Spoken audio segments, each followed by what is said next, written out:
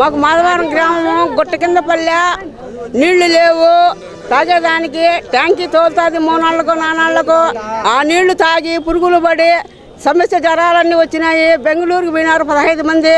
మాకు ఏమి సమస్య చేస్తావో చేయి సార్ నువ్వేను నువ్వు లేదన్నట్టుకంటే మాధవరం గ్రామం గుట్ట కింద పల్లె వదిలేస్తాము. ఎక్కువగా ఉంది, ట్యాంకర్ ద్వారా వాటర్ తోలుతున్నారు.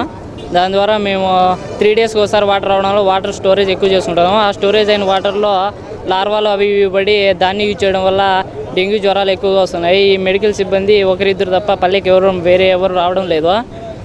అదేవిధంగా డెంగ్యూ వచ్చిన వాళ్ళు ఇక్కడ రాయచోట్లో కానీ కడపలో కానీ ఇక్కడ గవర్నమెంట్ హాస్పిటల్లో దానికి సంబంధించిన టెస్టులు చేసేటివి కానీ వేరే పరికరాలు ఏవి లేకపోవడం వల్ల ప్రతి ఒక్కరూ బెంగళూరు పోవాల్సిన పరిస్థితి వస్తుంది. డబ్బులు ఉండే వాళ్ళు అయితే ఓకే, డబ్బులు లేని వాళ్ళకి ఇబ్బంది కదా. అందుకని చెప్పేసి కడప రిమ్స్ హాస్పిటల్లో డెంగ్యూకి సంబంధించిన ట్రీట్మెంట్ స్టార్ట్ చేయాలని చెప్పి సార్తో చెప్పాను.